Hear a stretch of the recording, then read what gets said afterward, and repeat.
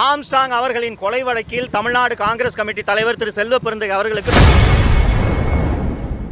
செய்தியாளர்களை சந்தித்து பேசிய யூடியூபர் சவுக்கு சங்கர், பகுஜன் சமாஜ் கட்சியின் மாநில தலைவராக இருந்த ஆம்ஸ்ட்ராங் கொலை வழக்கில் காங்கிரஸ் மாநில தலைவர் செல்வ பெருந்தகைக்கு தொடர்பு உள்ளதாக தெரிவித்துள்ளார். முதல் வழக்கு என் மீது இந்த சுத்திகரிப்பு தொழிலாளிகளை நான் அவதூறாக பேசிவிட்டேன் என்ற முதல் வழக்கு என் மீது பதிவு செய்யப்பட்டதே திரு செல்வ பெருந்தகை அவர்கள் சென்னை மாநகர காவல் ஆணையாளர் திரு அருண் அவர்களை கேட்டுக்கொண்டதற்கு இணங்கதான் நான் ஒரு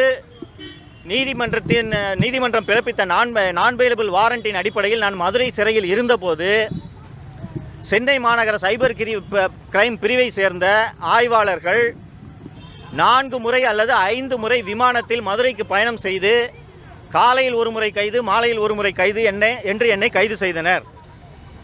அந்த ஆய்வாளர்கள் பயணம் செய்ததற்கான விமான டிக்கெட்டுகளை வாங்கி தந்ததே செல்வ பெருந்தகை தான் என்று எனக்கு பின்னாளில் தகவல் தெரிந்தது. ஆம்ஸ்ட்ராங் அவர்களின் கொலை வழக்கில் தமிழ்நாடு காங்கிரஸ் கமிட்டி தலைவர் திரு செல்வ பெருந்தகை அவர்களுக்கு தொடர்பு இருக்கிறது. அந்த ஆம்ஸ்ட்ராங் கொலையில் செல்வ பெருந்தகை அவர்களின் தொடர்பை நேரடியாக அறிந்தவர் அந்த வழக்கில் முக்கிய குற்றவாளியான திருவேங்கடம். திருவேங்கடம் எங்கே இந்த விஷயத்தை வெளியே சொல்லிவிடப் போகிறாரோ என்பதற்காக செல்வ பெருந்தகை ஆம்ஸ்ட்ராங் கொலை வழக்கிலிருந்து காப்பாற்றுவதற்காகத்தான் திருவேங்கடத்தை கமிஷனர் அருண் பொறுப்பேற்று 3 நாட்களில் என்கவுண்டர் செய்தார். இப்போதும் செல்வ பெருந்தகையை காப்பாற்றுவதற்காகத்தான் என் மீது அந்த சுத்திகரிப்பு தொழிலாளிகளை அவதூறாக பேசினேன் என்று வழக்கு பதிவு செய்யப்பட்டது. இன்று காலை என் வீட்டில் நடந்த இந்த தாக்குதலின் பின்னணியில் செல்வ பெருந்தகையும் இருக்கிறார், சென்னை மாநகர காவல் ஆணையாளர் அருண் அவர்களும் இருக்கிறார். என் வீட்டில் நடந்த தாக்குதலுக்கு சென்னை மாநகர காவல் ஆணையாளர் அருண் எப்படி பொறுப்பாக முடியும் என்று நீங்கள் கேட்கலாம். நான் இந்த புதிய வீட்டுக்கு குடி போய் 3 மாதங்கள் தான் ஆகிறது. இந்த வீட்டின் முகவரியை நான் எந்த இடத்திலும் பதிவு செய்யவில்லை. அப்படி இருக்கையில் நன்றாக திட்டமிட்டு என்னுடைய புகைப்படங்களை ஒரு அட்டையாக பதிவு செய்து அது பதாகைகளாக வண்ணத்தில் பதாகைகளாக தயார் செய்து 2 பஸ்களில் சுத்திகரிப்பு தொழிலாளிகளை அழைத்து வந்து என் வீடு இந்த இடத்தில் இந்த சந்தில் தான் இருக்கிறது என்ற தகவலை காவல்துறையை தவிர்த்து வேறு யாரும் அவர்களுக்கு கொடுத்திருக்க முடியாது.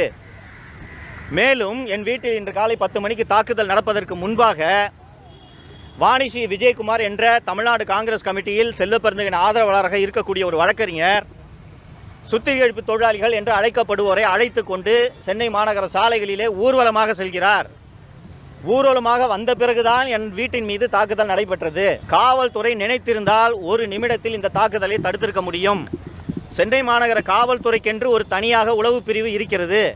அந்த உளவு பிரிவின் வேலை இது போன்ற குற்றங்கள் நடைபெறாமல் முன்கூட்டியே தடுப்பதுதான்.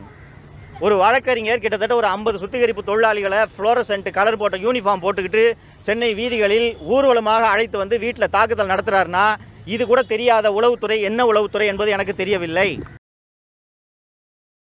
செய்திகளை உள்ளது உள்ளபடி தெரிந்து கொள்ள ரெஃப்ளெக்ட் நியூஸை சப்ஸ்கிரைப் பண்ணுங்க.